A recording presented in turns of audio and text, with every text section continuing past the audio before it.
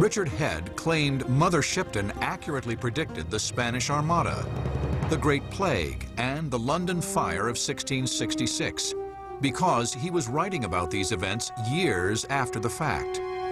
Scholars call his technique post-diction instead of prediction. Prediction, of course, you're supposedly making statements about the future. With post-diction, you're just going backwards in time and predicting it after the fact, which, of course, is no prediction at all.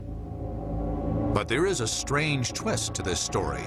Even if Richard Head made up the predictions of Mother Shipton in the 1600s, many of his future predictions eventually came true.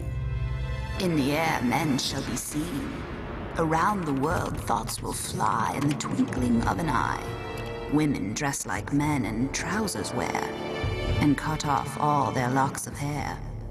Mother Shipton. Did the hoaxer Richard Head somehow tap into some kind of oracular vision himself while writing the prophecies?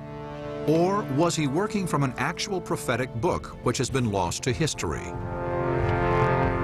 When an editor, such as the man who edited the prophecies of Mother Shipton, works on something, he usually doesn't fabricate the whole cloth. They are based on things that were originally oral tradition prophecies. And that's why I think some of them have come true.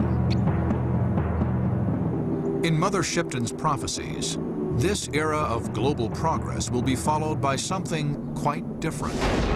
Then half the world, deep drenched in blood, shall die. Were Mother Shipton and Merlin foreseeing the same doomsday as the Mayans and the I Ching? Some believe these prophecies are echoed in the most famous prophetic work of all time, the Bible.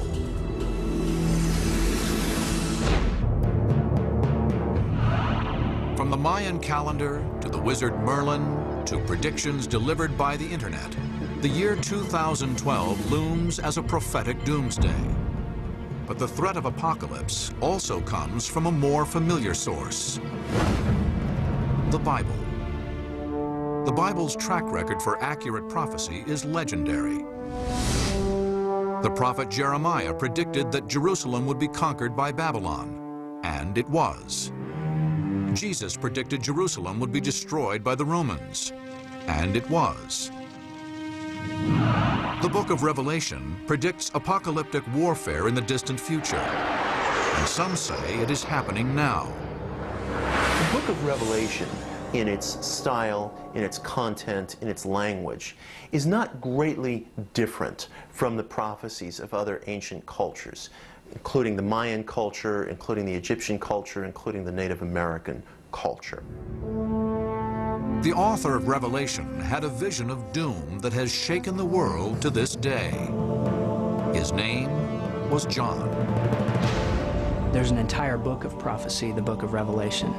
And it is, the contents of it are this sort of dream vision that the Apostle John receives while in exile on the Isle of Patmos. And the entire book is this prophecy of a coming apocalypse, of the end of the world, the final battle of good versus evil. The book of Revelation is filled with terrifying and bizarre images. Flying creatures with streaming hair making the noise of 1,000 horses. Self-propelled chariots belching flames. He sees diseases that kill 1/4 of the earth. John foresees a period of global warfare centered in the Middle East. He sees the rise of a terrifying demonic world leader called the Antichrist. The book of Revelation foresees all this as simply a prelude to the end of the world. It's so very, very detailed, but it's also so strange that we feel a need to attach it to stuff that we know of. We're fascinated with the idea of apocalypse, and in Revelation we've got some sort of a blueprint for it, and so we sort of project those fears onto it and try to figure it out. We try to crack the code. But some biblical scholars question the direct connection between Revelation and today's headlines. It's clear John of Patmos did expect the imminent end of the world, and it's been nearly 2,000 years, so I don't think he meant it for our time. I don't think he thought it was going to last that long. Many biblical scholars today believe that the book of Revelation was a coded message, but the codes referred to John's own time. One example can be found in the ominous number 666. The book of Revelation calls the number the mark of the beast. Some have theorized that 666 is a numerological code for the Antichrist, a modern demonic world leader. We look in vain for 666 at the present day. There is no 666 at the present day.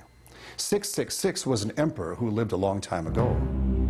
The number 666 may actually be a reference to the Greek name for the Emperor Nero. Nero was a notorious persecutor of Christians, and the numerological equivalent of Emperor Nero's name adds up exactly to 666. The story that is told that has to do with the beast and with the mark of the beast and so on has to do not with our day, not with the future, but that story has to do with the Roman period, what is happening at that time, with the emperors at that time, with the bestiality of that time.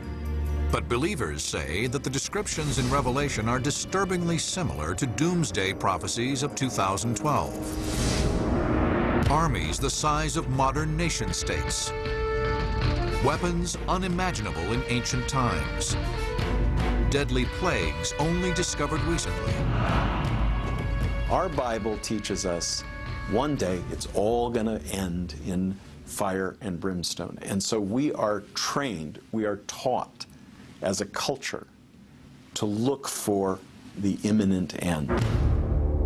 If John was referring to a series of catastrophes in the modern era, he was not alone. Centuries later, and on the other side of the world, Native American oracles would predict a similar countdown to doomsday. In the 1890s, a Lakota Sioux shaman named Black Elk had a series of apocalyptic dreams. Black Elk had certain visions in which he seemed to think that his people were going to kind of suffer and kind of defeat. His visions brought about an Indian movement called the Ghost Dance, a ritual that they thought would restore the Indian nation to its glory.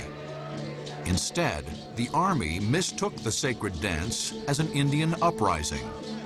The United States Army sent out troops to crush out the Sioux ghost dancers, precisely because they represented such a spooky threat